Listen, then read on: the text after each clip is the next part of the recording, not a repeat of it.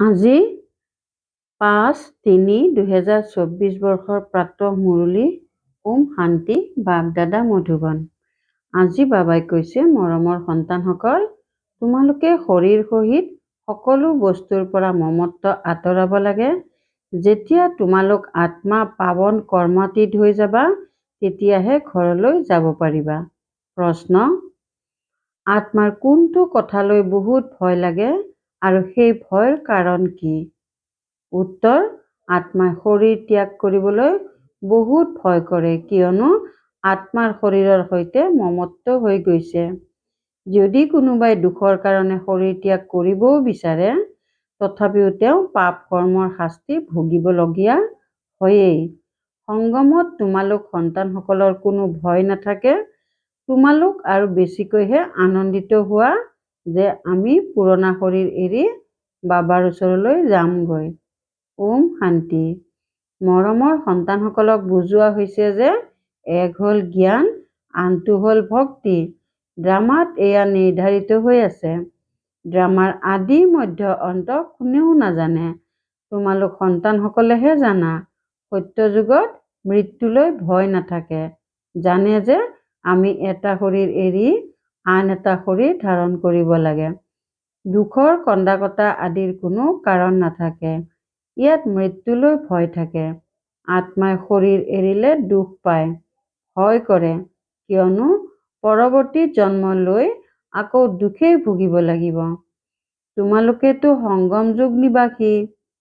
তোমালোক সন্তানসকলক পিতাই বুজাইছে যে এতিয়া উভতি যাব লাগে। কলৈ? ঘৰলৈ। সেইখন ভগৱানৰ ঘৰ নহয় জানো? এয়া কোনো ঘৰ নহয়। য'ত ভগৱান আৰু তোমালোক সন্তান আত্মাসকল থাকা, তাকেই ঘৰ বুলি কোৱা হয়। তাত এনেকুৱা শৰীৰ নাথাকে। যেনেকৈ মনুষ্যই কয়, আমি ভাৰতত আছো, ঘৰত আছো, তেনেকৈ তোমালোকেও কোৱা, আমি অৰ্থাৎ আমি আত্মাসকলো তাত নিজৰ ঘৰত থাকো। সেইখন আত্মাৰ ঘৰ, এয়া জীৱ আত্মাৰ ঘৰ। সেইখনক কোৱা হয় মুক্তিধাম। মনুষ্যই তালৈ যাবলৈ পুৰুষাৰ্থ অৱশ্যে কৰে যে আমি গৈ ভগৱানৰ সৈতে মিলিত হ'ম। ভগৱানৰ সৈতে মিলিত হ'বলৈ বহুত আনন্দিত হ'ব লাগে।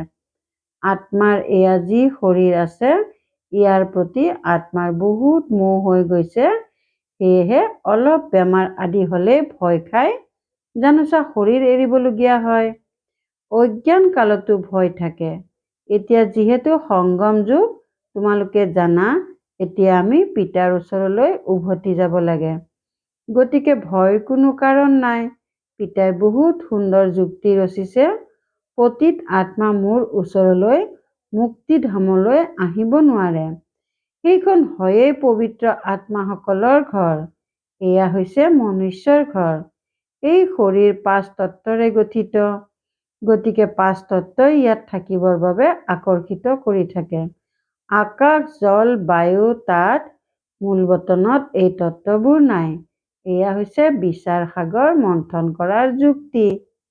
আত্মাই এই সম্পদ লৈছে, সেয়েহে শৰীৰৰ প্ৰতি মমত্ব জাগি গৈছে। নহলেতো আমি আত্মাসকল তাৰহে বাসিন্দা। এতিয়া আকৌ তালৈ যাবৰ বাবে পুৰুষাৰ্থ কৰে। যেতিয়া তোমালোক পবিত্ৰ আত্মা হবা, তেতিয়া তোমালোকে সুখ পাবা। দুখৰ কথাই নাথাকে। এই সময়ত হয়েই দুখধাম। গতিকে এই 5 তত্ত্বইও ওপৰৰ পৰা তললৈ আহি ভূমিকা পালন কৰিবলৈ আকৰ্ষিত কৰি থাকে। প্ৰকৃতিৰ আধাৰ নিশ্চয় ল'বলগীয়া হয়েই, নহলে খেল চলিব নোৱাৰিব। এইখন দুখ আৰু সুখৰ খেল ৰচি থোৱা আছে।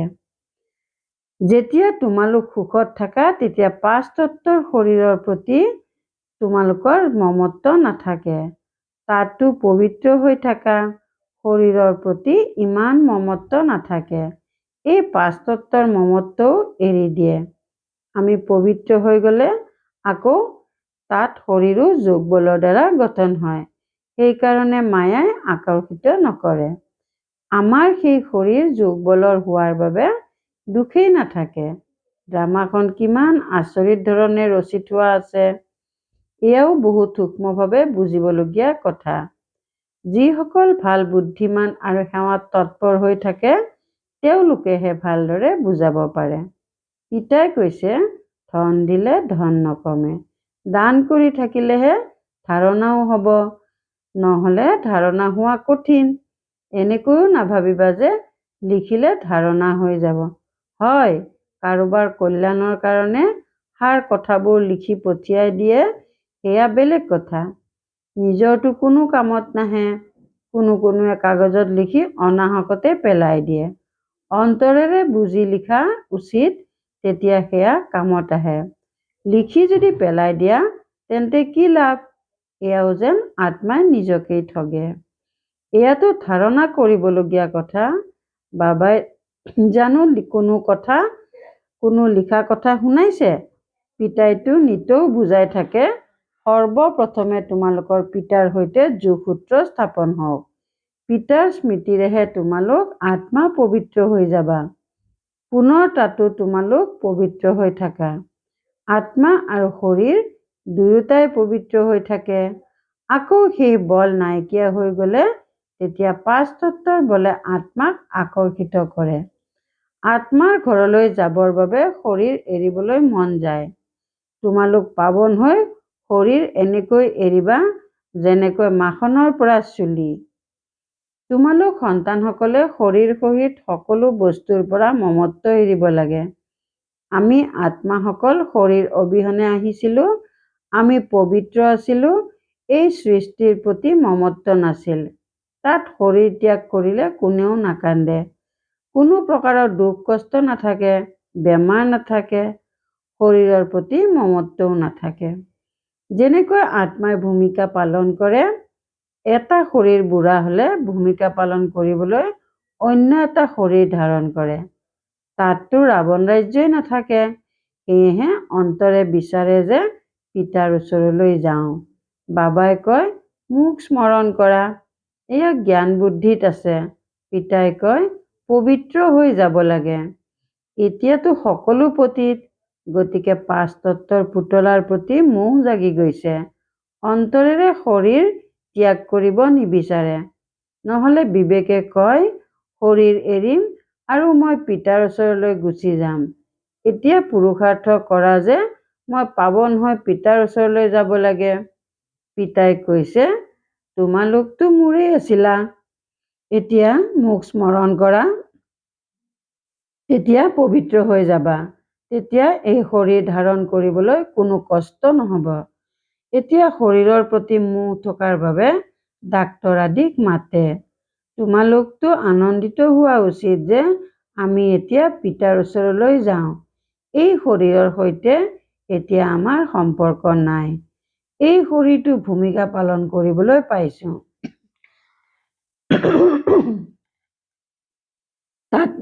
তাততো আত্মা আৰু শৰীৰ দুয়োটাই বৰ স্বাস্থ্যৱান হয়।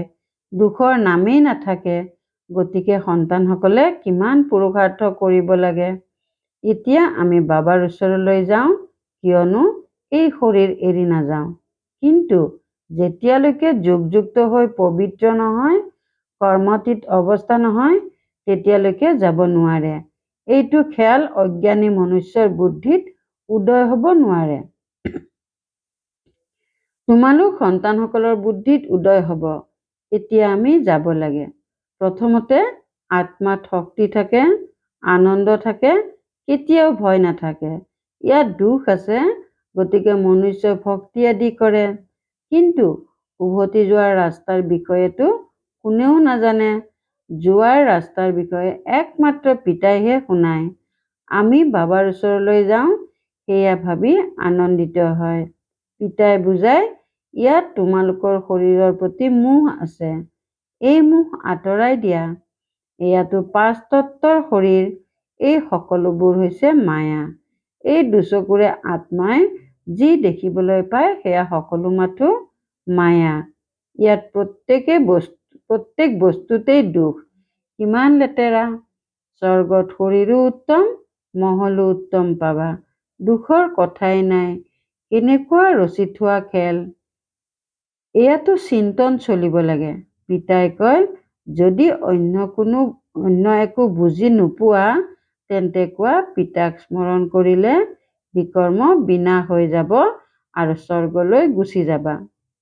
আমিতো আত্মা, এই শৰীৰৰূপী নেজ পাছত পাইছা। ইয়াত আমি কিয় বান্ধ খাওঁ? পিতাই বুজাই, ইয়াক ৰাৱণ ৰাজ্য বুলি কোৱা হয়। ৰাৱণ ৰাজ্যত দুখেই দুখ, সত্য যুগত দুখৰ কথাই নাই। এতিয়া আমি পিতাক স্মৰণ কৰি শক্তি আহৰণ কৰোঁ, কাৰণ আমি দুৰ্বল হৈ গৈছো। দেহ অভিমান হৈছে সকলোতকৈ অধিক দুৰ্বল কৰোঁতা। গতিকে পিতাই বুজাই, এইখন ড্ৰামা ৰচি থোৱা আছে। ইয়াৰ কেতিয়াও অন্ত হ'ব নোৱাৰে। মুখ্য আদিৰ কথাই নাই। এইখনটো ৰচি থোৱা ড্ৰামা। এনেকৈ কয়ো যে চিন্তা কিহৰ যে নহ'বলগীয়া কিবা হ'ব, যি অতীতত হৈ গ'ল সেয়া পুনৰাই হ'বই। চিন্তাৰ কোনো কথা নাই। সত্য যুগত বেয়া একো নহয়, ইয়াত চিন্তা হৈয়ে থাকে। পিতাই কয়, এয়াতো হৈছে ড্ৰামা। পিতাই ৰাস্তাটো দেখুৱাই দিছে। তোমালোক এনেকৈ মোৰ ওচৰত আহি উপস্থিত হ'বা। মাখনৰ পৰা চুলি ওলাই যাব। তোমালোকে কেৱল মোক স্মৰণ কৰা, তেতিয়া আত্মা পাৱন হৈ যাব। পাৱন হোৱাৰ অন্য কোনো উপায় নাই। এতিয়া তোমালোকে বুজি পোৱা যে আমি ৰাৱণ ৰাজ্যত বহি আছো, এয়া হ'ল ঈশ্বৰীয় ৰাজ্য। ঈশ্বৰীয় ৰাজ্য আৰু আসুৰী ৰাজ্যৰ খেলা। ঈশ্বৰে কেনেকৈ আহি কেনেকৈ স্থাপনা কৰে সেয়া কোনেও নাজানে। পিতাকহে জ্ঞানৰ সাগৰ বুলি কোৱা হয়। তেওঁৱেই আহি সকলো বুজায়। এতিয়া তোমালোকে সমস্ত জ্ঞান বুজি আছা, পাছত এই সকলো জ্ঞান পাহৰি যাবা। যি পঢ়াৰ দ্বাৰা আমি এনেকুৱা পদ পাওঁ, সেই সকলোবোৰ পাহৰি যাওঁ। স্বৰ্গলৈ গ'লেই এই জ্ঞান লোপ হৈ যায়। ভগৱানে দৈত্য মুকুটধাৰী কেনেকৈ কৰি তুলিলে, সেয়া একোৱেই নাজানে। এওঁ জনা নাছিল, তেন্তে অন্য শাস্ত্ৰ পঢ়াসকলে কি জানিব? তেওঁলোকৰ বুদ্ধিত উদয়েই নহ'ব। তোমালোকে আহি শুনা, সেয়েহে তোমালোকৰ তৎক্ষণাৎ বুদ্ধিৰ উদয় হয়। সকলো গুপ্ত। পিতাই শুনাই দেখা পোৱা যায় জানো? বুজিব পৰা যায়? আত্মাক দেখা পোৱা যায়নে? বুজি পোৱা যায় যে আত্মা দিব্য দৃষ্টিৰে দেখা পাব পাৰে। পিতাই কয়, দেখিলে কি বুজিব? আত্মাটো হৈছে সূক্ষ্ম বিন্দু। আত্মা অনেক আছে। 10-20টাৰো তোমালোকে সাক্ষাৎকাৰ কৰিবা। এটাৰ পৰাতো একো বুজিব পৰা নাযাব। বুজিবও নোৱাৰে। বহুতৰে সাক্ষাৎকাৰ হয়। কেনেকৈ বুজিব যে আত্মা নে পৰমাত্মা? পাৰ্থক্য একো নাজানে।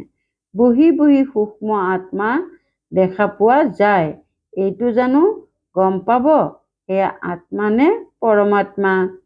এতিয়া তোমালোকে জানা যে ইমান সূক্ষ্ম আত্মাত কিমান শক্তি আছে। আত্মা মালিক। ভূমিকা পালন কৰিবলৈ এটা শৰীৰ ত্যাগ কৰি অন্য এটা শৰীৰত প্ৰৱেশ কৰে। কেনেকুৱা প্ৰকৃতিক পৰিঘটনা! শৰীৰৰ বেমাৰ হ'লে বা লোকচান হ'লে ভাবে তাতকৈও শৰীৰেই ত্যাগ কৰোঁ। আত্মা ওলাই যাব, দুখৰ পৰা মুক্ত হৈ যাব। কিন্তু শিৰত যি পাপৰ বোজা আছে, সেয়া কেনেকৈ আঁতৰিব? তোমালোকে পুৰুষাৰ্থই কৰা স্মৃতিৰে পাপ নাশ হৈ যাওক। ৰাৱণৰ কাৰণে বহুত পাপ হ'ল, যাৰ পৰা ৰক্ষা পাবৰ কাৰণে পিতাই ৰাস্তা দেখুৱাইছে। কেৱল কয় মোক স্মৰণ কৰা। স্মৰণ কৰি কৰি শৰীৰ ত্যাগ কৰিব লাগে। তোমালোকৰ পাপ আদি সকলো নাশ হ'ব। স্মৰণ কৰাটো মাহীৰ ঘৰ, ইমান উজু নহয়। মোক স্মৰণ কৰিলে মায়াই তোমালোকক খুব অশান্তি দিয়ে, বাৰে বাৰে পাহৰাই দিয়ে। ব্ৰহ্মা বাবাই অনুভৱো শুনায়, মই বহুত যত্ন কৰোঁ, কিন্তু মায়াই বাধা দিয়ে। আছেও দুয়ো একেলগে সংযুক্ত হৈ। একেলগে থাকিও বাৰে বাৰে পাহৰি যাওঁ। বৰ কঠিন। বাৰে বাৰে এইটো স্মৃতিলৈ আহে, অমুক স্মৃতিলৈ আহে। তোমালোকেতো বহুত ভাল পুৰুষাৰ্থ কৰা, কোনোৱেতো কাহিনী শুনাই থাকে। 10-15 দিন স্মৃতিত খতিয়ান লিখি এৰি দিয়ে। এই ক্ষেত্ৰত বহুত সাৱধান হ'ব লাগে। বুজিটো পায় যে যেতিয়া পবিত্ৰ হৈ যাম, কৰ্মাতীত অৱস্থাত উপনীত হ'ম, তেতিয়া বিজয়ী হ'ম। এয়া ঈশ্বৰীয় লটাৰী নহয় জানো? বাবাক স্মৰণ কৰা এয়া হৈছে স্মৃতিৰ জৰী। বুদ্ধিৰে বুজিবলগীয়া কথা। যদিও কয় যে পিতাক স্মৰণ কৰোঁ, কিন্তু পিতাই কয় স্মৰণ কৰিবই নাজানে। পদৰ ক্ষেত্ৰতো পাৰ্থক্য আহি যায় নহয়। কেনেকৈ ৰাজ্য স্থাপন হৈছে? তোমালোকে অনেকবাৰ ৰাজত্ব কৰিছা আৰু হেৰুৱাইছা। পিতাই প্ৰত্যেক 5000 বছৰৰ পাছত পঢ়ায়, আকৌ ৰাৱণ ৰাজ্যত তোমালোক বাম বিকাৰী মাৰ্গত গুচি যোৱা। যিসকল দেৱতা আছিল তেওঁলোকে বাম মাৰ্গত অৱনমিত হয়। গতিকে পিতাই পিতাক স্মৰণ কৰাৰ বহুত গূঢ় কথা বুজায়। হওঁতেতো বহুত সহজ কথা, শৰীৰ ত্যাগ কৰি পিতাৰ ওচৰলৈ গুচি যাম। মোক জানিলে তেতিয়াহে যোগবলেৰে বিকৰ্ম বিনাশ হ'ব। সেয়াতো অন্তিম সময়তহে হ'ব, কিন্তু উভতি কোনো নাহে। কোনোবাই যিয়েই নকৰক, যথাৰ্থ যোগটো মইহে আহি শিকাওঁ। আকৌ আধা কল্প যোগবল চলে। তাততো অপাৰ সুখ ভোগ কৰা। ভক্তি মাৰ্গত মনুষ্যই কি কি কৰে? যেতিয়া পিতা আহি জ্ঞান দিয়ে তেতিয়া ভক্তি নাথাকে। জ্ঞানৰ দিন হৈ গ'ল তেতিয়া কোনো কষ্ট নাথাকে। ভক্তি হৈছে ৰাতি ঠেকা খুন্দা খোৱাৰ, তাততো দুখৰ কথাই নাই। এই সকলোবোৰ কথা যিসকলৰ ইয়াৰ পুলি দৈৱীকুলৰ হ'ব, তেওঁলোকৰ বুদ্ধিতহে ধাৰণ হ'ব। এয়া অতি সূক্ষ্ম কথা, অপূৰ্ব জ্ঞান, যি পিতাৰ বাহিৰে অন্য কোনেও বুজাব নোৱাৰে। বহুত কম সংখ্যকেহে বুজে। ড্ৰামাত নিৰ্ধাৰিত হৈ আছে, ইয়াত অলপো হীন দেৰি হ'ব নোৱাৰে। মনুষ্যইতো ভাবে পৰমাত্মাই কি কৰিব নোৱাৰে, কিন্তু ভগৱানেতো এবাৰহে আহে, আহি তোমালোকক স্বৰ্গৰ ৰাস্তা দেখুৱায়। এতিয়া তোমালোক সন্তানসকলৰ বুদ্ধি কিমান বিশাল হৈ গৈছে। এওঁলোক দুয়ো একত্ৰিত হৈ আছে। এওঁ ব্ৰহ্মাই কাৰোবাক দেখিলে বুজি পাই শান্তিৰ দান দিব লাগে। দেখিলেই গম পোৱা যায় যে এওঁ আমাৰ কুলৰ হয় নে নহয়। সেৱাধাৰী সন্তানসকলৰো কাম হ'ল নাৰীৰ স্পন্দন চোৱা। যদিহে আমাৰ কুলৰ হয় তেন্তে শান্ত হৈ যাব। ভাল বাৰু, অতি মৰমৰ কল্পৰ পাছত পুনৰাই মিলিত হোৱা সন্তানসকলৰ প্ৰতি মাতা পিতা বাপ দাদাৰ স্নেহপূৰ্ণ স্মৰণ আৰু সুপ্ৰভাত। আত্মিক পিতাৰ আত্মিক সন্তানসকলক নমস্কাৰ। ধাৰণাৰ বাবে মুখ্য সাৰ 1 নম্বৰ। পাৱন হৈ পিতাৰ সৈতে ঘৰলৈ যাবৰ কাৰণে এই 5 তত্ত্বৰ পুতলাৰ প্ৰতি মমত্ব ৰাখিব নালাগে। শৰীৰ ত্যাগৰ ভয় দূৰ কৰিব লাগে। 2 নম্বৰ। স্মৃতিৰ যাত্ৰাৰ খতিয়ানৰ তালিকা বহুত সাৱধানেৰে বঢ়াই নিব লাগে। যোগবলেৰে আত্মাক পাৱন কৰি কৰ্মতীত হৈ ঈশ্বৰীয় লটাৰী জিকিব লাগে। বৰদান: সিদ্ধিক স্বীকাৰ কৰাৰ সলনি সিদ্ধিৰ প্ৰত্যক্ষ প্ৰমাণ দিওঁতা শক্তিশালী আত্মা হোৱা। সিদ্ধিক স্বীকাৰ কৰাৰ সলনি সিদ্ধিৰ প্ৰত্যক্ষ প্ৰমাণ দিওঁতা শক্তিশালী আত্মা হোৱা। এতিয়া তোমালোকৰ সিদ্ধিৰ প্ৰত্যক্ষ ৰূপ দেখা দিব। কোনো বিফল কাৰ্যও তোমালোকৰ দৃষ্টিৰে তোমালোকৰ সহযোগেৰে সহজে সমাধান হ'ব। কোনো সিদ্ধিৰ ৰূপত তোমালোকে নোকোৱা যে এয়া হৈ যাব, কিন্তু তোমালোকৰ নিৰ্দেশনাই স্বতঃ সিদ্ধি প্ৰাপ্ত কৰাই থাকিব। তেতিয়া প্ৰজা অতি সোনকালে হ'ব। সকলো ফালৰ পৰাই ওলাই তোমালোকৰ ফালে আহিব। এই সিদ্ধিৰ ভূমিকা এতিয়া আৰম্ভ হ'ব, কিন্তু প্ৰথমে ইমান শক্তিশালী হোৱা যাতে সিদ্ধিক স্বীকাৰ নকৰা, তেতিয়াহে প্ৰত্যক্ষতা হ'ব। শ্লোগান: অব্যক্ত স্থিতিত স্থিত হৈ মিলন উদযাপন কৰা, তেতিয়া বৰদানৰ ভঁৰাল মুকলি হ'ব। অব্যক্ত স্থিতিত স্থিত হৈ মিলন উদযাপন কৰা, তেতিয়া বৰদানৰ ভঁৰাল মুকলি হ'ব। ওম শান্তি।